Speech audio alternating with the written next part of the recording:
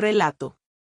En el corazón de una ciudad antigua, donde los edificios viejos se apilaban como guardianes de secretos olvidados, había una iglesia abandonada conocida como la Catedral de los Ecos. La gente evitaba pasar cerca de ella, especialmente de noche, pues decían que dentro de sus muros se escuchaban voces que repetían pecados olvidados, confesiones que nunca debieron hacerse.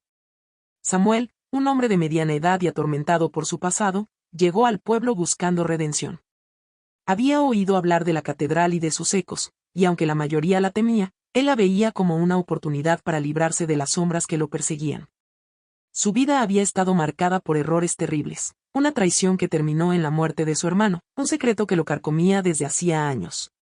Una noche fría, armado solo con una vela y su determinación, Samuel decidió entrar en la catedral.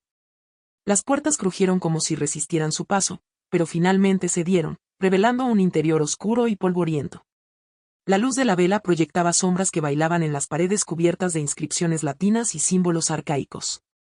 Al principio, todo estaba en silencio, un silencio tan profundo que parecía absorber el sonido de su respiración. Pero al avanzar hacia el altar, una voz suave rompió la quietud. Samuel. Se detuvo en seco. La voz era baja, casi un susurro, pero claramente había pronunciado su nombre. Miró a su alrededor, pero no había nadie. Entonces otra voz, diferente, se unió. ¿Por qué lo hiciste, hermano? Era la voz de Tomás, su hermano muerto. Samuel sintió un escalofrío recorrerle la espalda. No, esto no es real, murmuró, pero las voces continuaron. Una tras otra, comenzaron a llenar el espacio, repitiendo sus pecados, cada uno más fuerte que el anterior. Recordaron la traición, las mentiras, las decisiones que había tomado para salvarse a sí mismo, dejando atrás a los demás. Las paredes de la catedral comenzaron a vibrar, y los ecos se transformaron en gritos desgarradores. El aire se volvió pesado, y la vela se apagó.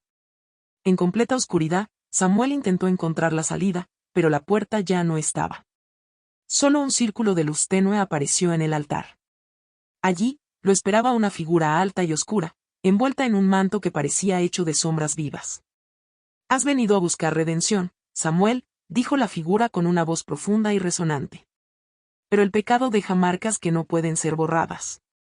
Solo pueden ser devueltas». De repente, Samuel sintió un dolor insoportable en el pecho. Cayó de rodillas, gritando mientras su cuerpo se transformaba. Su piel se oscureció, sus manos se alargaron en garras, y su rostro se desfiguró. Las voces seguían resonando, pero ahora provenían de su propia boca, como si todos los ecos del pasado hubieran quedado atrapados en él. La figura se inclinó hacia él. «Ahora, serás el guardián de los ecos. Tu condena es cargar con los pecados de todos los que entren aquí, para que nunca encuentren paz, igual que tú».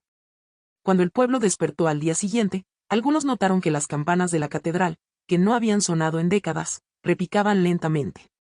Desde ese día, quienes osaban acercarse a la iglesia juraban que podían escuchar sus propios secretos más oscuros siendo gritados por una voz que no era la suya, y a veces, en las noches más silenciosas, veían una figura deforme moviéndose entre las sombras, atrapada en un tormento eterno, recordándoles que los pecados siempre dejan ecos, y esos ecos nunca mueren.